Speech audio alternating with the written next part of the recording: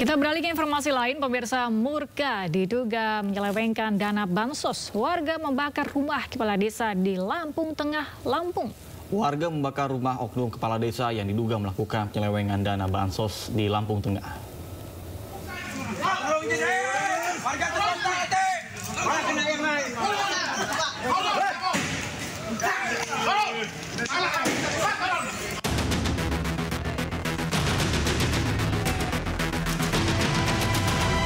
Sejumlah warga mendatangi rumah oknum kepala desa Gunung Agung, Lampung Tengah, Sukardi.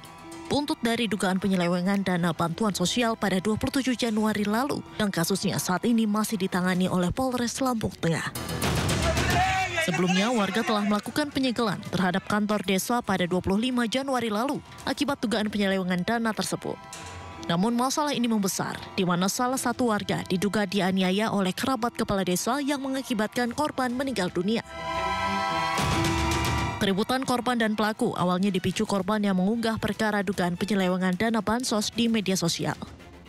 Kemudian korban dan pelaku yang merupakan kerabat kepala desa bertemu di pasar desa Gunung Agung dan terlibat perkelahian hingga menyebabkan korban atas nama Suryadi meninggal dunia.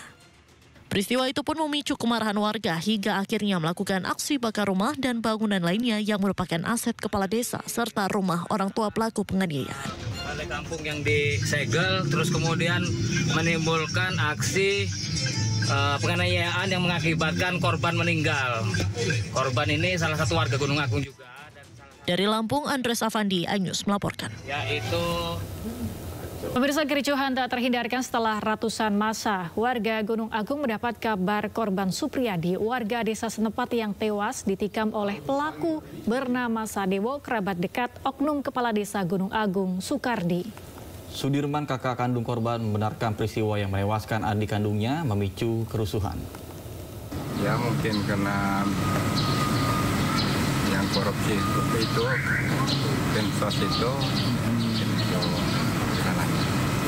Mungkin orang kurang itulah, kayaknya ya kayak gitu ada orang nggak terima ya. Karena korban ini posting di medsos terkait ya, mungkin kayak gitu. apa namanya penyelewengan bansos itu ya bang? Mungkinan kayak gitu. Perampok bersenjata api menyekap seorang karyawan minimarket di Jalan Kiai Haji Mas Mansur, Jakarta Pusat.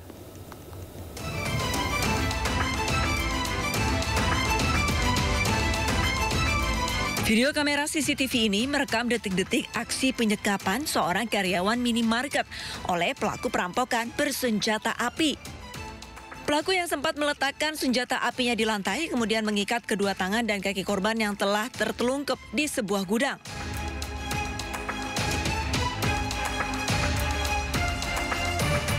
Aksi perampokan ini terjadi di sebuah minimarket 24 jam yang berlokasi di Jalan Kiai Haji Mas Mansur, Tanah Abang, Jakarta Pusat pada Kamis dini hari kemarin. Sepinya lokasi usai azan subuh berkumandang dimanfaatkan pelaku untuk beraksi. Meski belum diketahui jumlah pelaku, namun dipastikan pelaku kabur dengan membawa sejumlah uang yang tersimpan di laci kasir. Kalau buat sering kagak pernah sih, baru kali itu. Soalnya di jalur apa ini ya? Iya lah, Tanah Abang rame. Nggak mungkin kalau belum dipantau sama mereka gitu loh. Oh, artinya udah di GM-nya. Sejak kejadian, korban yang merupakan karyawan minimarket dikabarkan mengalami trauma. Polisi hingga kini masih memburu pelaku yang diduga spesialis perampok minimarket. Dari Jakarta, Rani Sanjaya, iNews melaporkan. Pemirsa, bocah 10 tahun dirawat di rumah sakit akibat dibakar temannya di Situbondo, Jawa Timur. Kini kondisi korban memprihatinkan akibat luka bakar di wajah dan di badannya.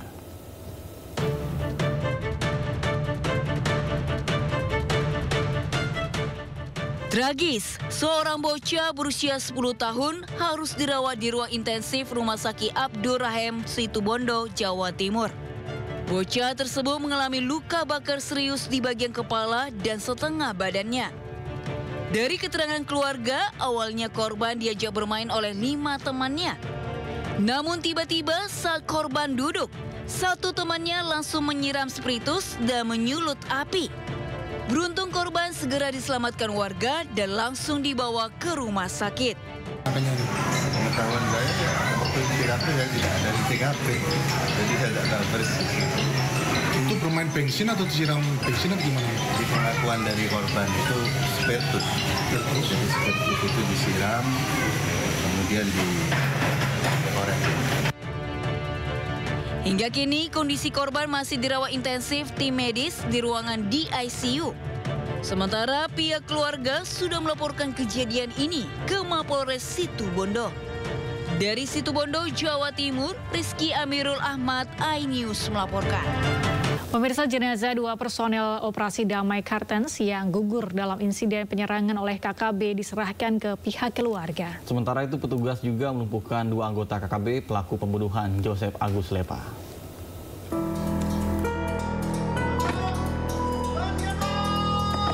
Jenazah 2 personel operasi Damai Kartens yang gugur dalam insiden penyerangan oleh kelompok kriminal bersenjata atau KKB diserahkan ke pihak keluarga. Kedua personel yang gugur adalah Bribtu Anumerta Dedi Tambunan dan Baratu Anumerta Kain Rere. Usai diidentifikasi, jenazah diserahkan melalui upacara militer dan kemudian diberangkatkan ke kampung halaman masing-masing di Serui, Papua. Kedua jenazah sudah diberangkatkan ke kampung halamannya di Serui. Bribtu Anumerta Dedi Tambunan dan Baratu Anumerta Kain Rere. Jenazah ditemani atau didampingi oleh keluarga. Sementara itu, Satgas Ops Damai Kartens melumpuhkan 2 KKB pelaku pembunuhan Joseph Agus Lepa. 2 orang KKB ini tewas setelah melakukan perlawanan saat hendak ditangkap di distrik Siriwo, Kabupaten Nabire, Papua Tengah. 2 KKB yakni Hamdu Muapa dan Amoye Pigai alias Martinus Pigai yang diduga kuat terlibat langsung dalam pembunuhan korban di perumahan Pemda Kabupaten Dogiai pada 6 Mei 2025 lalu. Jenazah kedua pelaku saat ini berada di RSUD Nabire menunggu proses penyerahan kepada pihak keluarga. Tim Liputan iNews melaporkan. Dagang daging di Pasar Senen, Jakarta diciduk polisi karena menjadi koordinator juru parkir liar. Pelaku menerima setoran wajib Rp75.000 per hari dari beberapa juru parkir. Biasa, 20 sehari, satu orang skor berapa? Satu orang 75 skor ke siapa? Juru parkir liar ini tak berkutik saat diringkus petugas Satreskrim Polres Metro Jakarta Pusat di Pasar Senen, Jakarta Sabtu pagi. Saat diciduk, sang jukir mengaku aksinya digerakkan oleh seorang pedagang daging dalam pasar.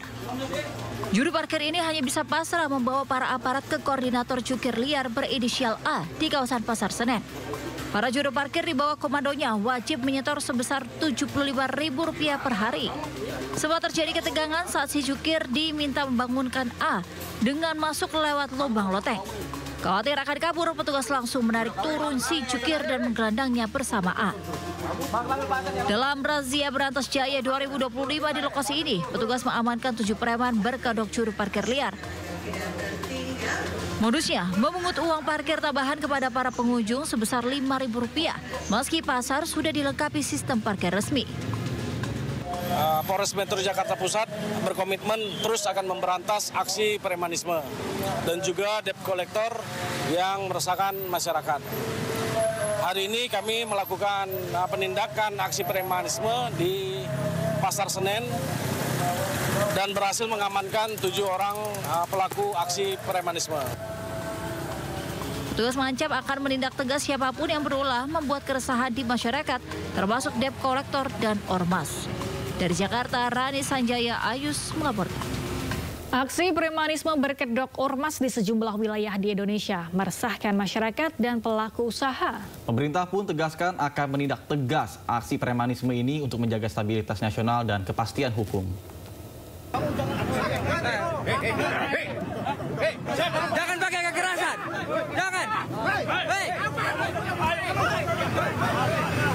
Maraknya aksi premanisme di sejumlah wilayah di Indonesia meresahkan masyarakat. Di kawasan industri Delta Mas Cikarang, Kabupaten Bekasi, Jawa Barat, sekelompok preman berkedok ormas memblokade jalan. Blokade jalan dilakukan lantaran ahli waris merasa keberatan adanya pembangunan di lahan yang dianggap masih bersengketa. Oh, siapa? Di Jakarta, polisi menangkap 6 terduga pelaku aksi premanisme dan intimidasi terhadap purnawirawan Polri yang menjadi kepala keamanan di Pasar Induk Ramat Jati. Buntut aksi premanisme itu, posko ormas yang berasal dari BPPKB Banten yang berada di area Pasar Induk Ramat Jati dibongkar petugas. Di Karawang, Jawa Barat, 65 orang preman berkedok anggota ormas yang kerap meresahkan di kawasan industri ditangkap. Para pelaku melakukan aksi memalak kepada pelaku usaha hingga pekerja di kawasan industri. Menanggapi hal itu, Kapolri Jenderal Listio Sigit Prabowo menegaskan akan menindak tegas premanisme berkedok ormas. Pemberantasan premanisme itu akan dimaksimalkan dalam operasi pekat yang akan dilakukan serentak di seluruh Indonesia.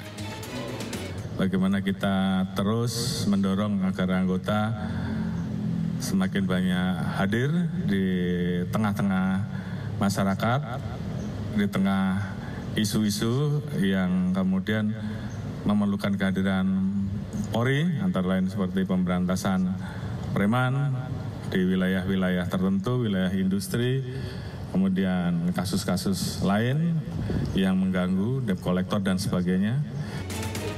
Satgas Premanisme nantinya akan bekerja sama dengan pemerintahan daerah dan menteri-menteri terkait, salah satunya adalah Kementerian Dalam Negeri. Utama.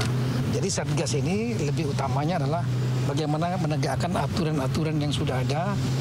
Jadi siapa yang berbuat apa. Sekali lagi, yang kalau pidana ya otomatis penegak hukum kepolisian.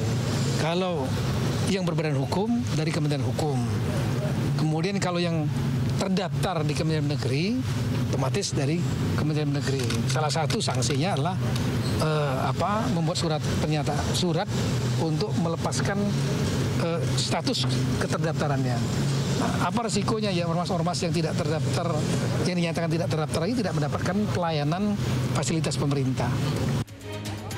Keberadaan ormas yang menyimpang dari fungsi sosialnya dan yang melanggar ketertiban umum tentunya tidak dapat dibiarkan terus-menerus karena meresahkan masyarakat dan para pelaku usaha. Tim Liputan, iNews melaporkan. PDI Perjuangan persilakan Jokowi masuk PSI. Sindot sudah akan segera kembali, tetaplah bersama kami.